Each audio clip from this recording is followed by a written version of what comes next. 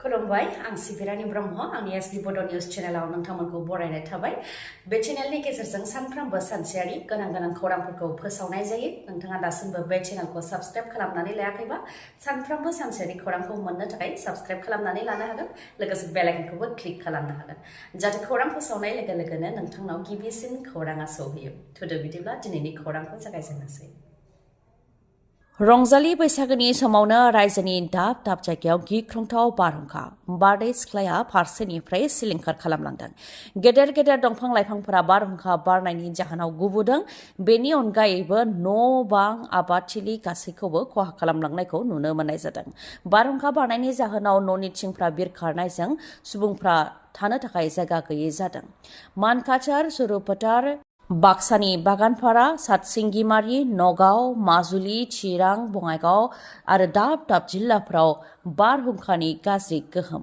गोख्रोङै फैनाय बारहुंखाया बैसागोनि पेन्डेलफोरखौबो बुफाय बुसि खालामलांदों बेनि अनगायैबो न' बांनि थिंफ्रा बिरखारदों मोब्लिब खुन्थिया गुबुदों आरो रंजालि बैसागुनि समावनो बेबायदि सिलिंखार जानायजों सुबुंखौ खाफालाव आखाइ हमहोदों बोथोरा रंजालि बैसागुनि समाव गासैबो रायजो राजानि थाखाय गोजोनथाव खौरां फोसावदों आसामनि गिबि मन्त्रि डक्टर हेमन्त बिश्व शर्मा बिथाङा नर्थ इस्टनि मादावनो गिबिसिन रबटिक सार्जारि मेसिनखौ बेखेवबाय आसामनि गिबि मन्त्रि बिथाङा गुवाहाटीनि मेडिकेल कलेजाव थानाय स्टेट केन्सार इन्स्टिट्युटआव रबटिक सार्जारि मेसिनखौ बेखेवबाय आरो बे बोसोरावनो डिब्रुगड़ आरो सिलचरावबो बेखेवनानै होगोन होननानै फोरमायथिदों आसामनि गिबि मन्त्रि बिथाङा रबटिक सार्जारिनि गेजेरजों केन्सार आरो गुबुन गुबुन बेरामफोर जेराव सार्जारि खालामनायनि गोनांथि दं बेयाव रबटिक मेसिननि गेजेरजोंनो सार्जारिखौ खालामनाय जागोन भारत सरकारा 15 कौटि रां हरदोंमोन बेनि गेजेरजोंनो रबटिक सार्जारि मेसिनखौ बानायनाय जादों होननानै फोरमायथिदों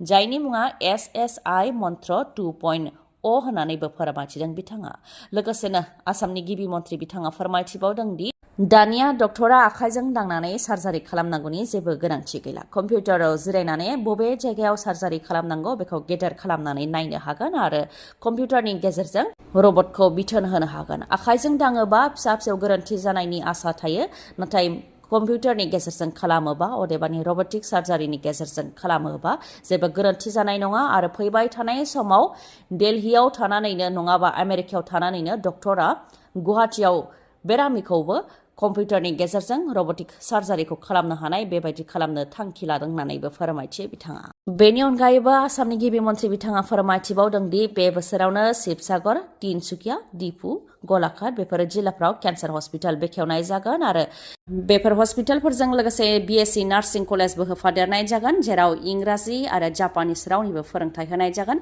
जायनि गेजेरजों मोजां केरियार दानो हागोन होननानै फोरमायथिदों आसामनि गिबि मन्त्रि बिथाङा मणिपुराव गोबां बिबांनि हाथियार बोखांनो हादों रैखाथि हान्जा आरो पुलिसनि जथाय अपारेशनाव सानजा मणिपुरनि सानसाबि ओनसोलाव गोबां बिबांनि हाथियार बोखांनो हादों बोखांनो मोननाय हाथियारफोरनि मादाव गंद रकेट लन्चार मोनथाम आखाइजों बानायनाय ग्रेनेड डिटेनेटर आरो माखासे ओजोंहाय रंजालि बैसागुनि समावनो तामुलपुराव ग्रेनेड बोखांनो हादों BTRनि कुमारपारायाव बोखांनो हादों ग्रेनेडखौ ग्रेनेडजों लोगोसे गांसे बेगाव गरसे गोथां गुलिबो बोखांनो हादों तामुलपुर पुलिसा खौरां मोननायनि उनाव बेफोर ग्रेनेडखौ जब्दबो खालामदों क'क्राझारनि हरिनागुरियाव जानाय बावखुंग्रि फोरबोआ दिनै जोबथा सान थांनाय 12 एप्रिलनिफ्रायनो सानथामनि हाबाफारिजों बावखुंग्रि फोरबोखौ खुंनाय जादोंमोन दिनै जोबथा सान गुबुन गुबुन बादिनांनाय जेरै हाजो गाखोनाय बादिनांनाय दोरोङारि संनाय खावनाय बादिनांनाय आरो गुबुन गुबुन बादिनांनायफ्रा जोबनानै थांबाय जेराव हाजो गाखोनाय बादिनांनायाव हादरनि दाब दाब जायगानिफ्रायनो फैनानै बाहागो लाफैदों हौवाफोरनिफ्राय सेथि बान्थाखौ सोनाब बंगनि केलेम्बुंनि विवेक छेत्री बिथाङा देरहासार जानो हादों नैथि बान्थाखौ मेघालयनि लाबेनक्रो थाबा आरो थामथि बान्थाखौ मेघालयनि जामन माख्रि बिथाङा देरहासार जानो हादों ओजोंहाय हिन्जावफोरनि बेलायाव सोनाब बंगनि कालिम्पंनि साबिना रयआ देरहासार जानो हादों कलकातानि सामिलि सिंआ नैथि बान्थाखौ मोननो हादों आरो कार्बि आंलं आसामनि सांमेर तेरांपि बिथाङा थामथि बान्थाखौ मोननो हादों सेथि बान्था मोननायनो 50,000 रां नैथि बान्था मोननायनो 30,000 रां आरो थामथि बान्था मोननायनो 20,000 रां होदों लोगोसेनो साजिनो कनसोलेसन प्राइजबो होदों 10,000 राङैनो होनाय जादों बिसि आरो सानै फिसाखौ जोबथा बिदाय होनाय समाव बिफाया नुजाथिफैदों जोबथेसालिनिफ्राय। गुवाहाटीनि चन्द्रपुराव दुखुनांथाव जाथाय। कलं दैमायाव जि सुबाय थानाय समावनो बिसिजों लोगोसे सानै उन्दै उन्दै गथ'साया दैयाव गोजावलांदों, जेराव साथामनिबो गोथै देहाखौ बोखांनानै उनाव पस्टमर्टेमनि थाखाय दैथायहरदों आरो जोबथा बिदाय होदों। जोबथा बिदाय होनाय समाव बिफाया सेन्ट्रेल जेलनिफ्राय नुजाथिफैदों आरो जोबथा बिदाय होखांनायनि उनाव फिन सेन्ट्रेल जेल फारसे थांफिनदों।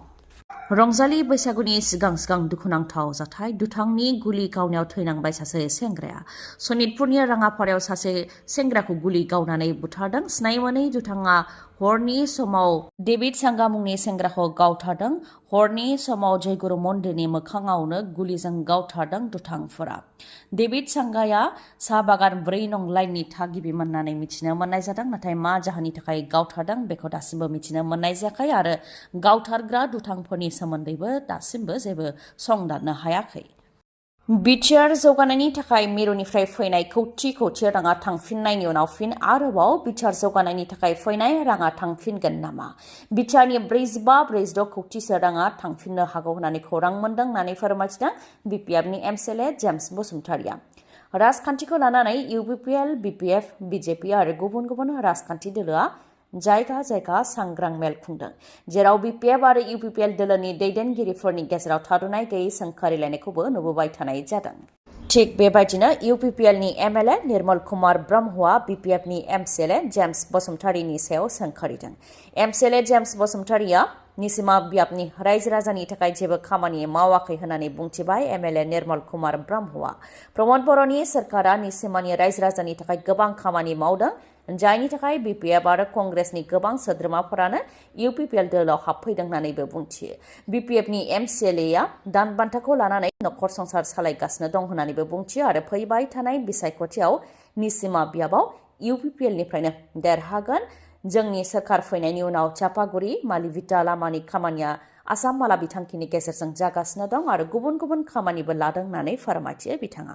ओजोंहाय MCLA जेम्स बसुमतारिया दान बान्थाखौ लानानै नखर सालायगासिनो दं होननानै MLA बिथाङा बुंथिनायखौ लानानै फिन जाथाय होदों। आसाम माला बिथांखिया गोजाम आरो आइ पवालि दालाङा BPF सोरखारनि समाव जानाय, बिथांमोनहा खालि बेखेवदोंल' होननानै फिन जाथाय होयो आरो सासे गागि दैदेनगिरि जानानै दान बान्थाखौ लानानै बाथ्रा बुंनाया लाजिनांथाव होननानैबो बुंथियो MCLA बिथाङा। लोगोसे फोरमायथिबावदों दि प्रमद बर' बिथाङा WBPTनि गेजेरजों रायजो राजानि खामानि मावनो थाखाय बेरेखा दोलोनि MCLAफोरनोबो खामानि हरनो थांखि लादोंमोन, नाथाय बिथांमोननि माखासे फिसा गोसोनि दैदेनगिरिफोरनि थाखायनो प्रमद बर' बिथाङा गोसो जायोब्लाबो हरनो हायाखै, नाथाय हाग्रामा महिलारिनि समाव गासैखौबो समानै नायनाय जादोंमोन होननानै बुंथियो MCLA बिथाङा। लोगोसेनो BTSनि 45-46 कौटि राङा फिन थांफिननो हागौ होननानै खोनानो मोन्दों होननानै फोरमायथियो MCLA बिथाङा। आरो UPPLआ सोरखाराव थानाय लेखायै रायजो राजानि थाखाय मा मा खामानि मावदों बेखौ लानानै सदनाव सोंथि खालामनाय जादोंमोन, जेरावनाखि खानामाख्रा दैनि थाखाय मंगलियाननि साहा थानाय गामिया जोबस्रांनायनि लामायाव, बेनि अनगायैबो नांगलभाङा, आमगुरिनि सोनाबहा थानाय खासिबारि आरो भबानिपुराव दैखौ होबथानो थाखाय मा मा खामानि मावदों बेखौ लानानै सोंथि खालामदों। गामि सिङाव रायजो राजानि थाखाय गोदानै बेसेबां लामा बानायखो बेखौ लानानैबो उल्थायै सोंथि खालामफिनो MCLA जेम्स बसुमतारियाबो। रंजालि बैसागुनि गेदेर अफार। सान्तिपुराव थानाय बागुरुम्बा TVS श'रुमा रंजालि बैसागुनि गेदेर अफार लानानै फैदों।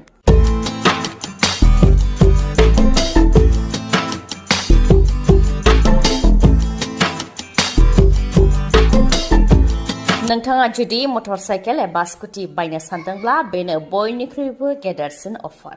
गंसे मटर साइकेल एबा स्कुटि बायोब्लानो नोंथाङा बेसेन नाङालासे गंनै सिलिं फेन मोननो हागोन, लोगोसे बेसेन नाङालासे गंनै हेलमेट आरो 3 लिटार पेट्रलबो मोननो हागोन।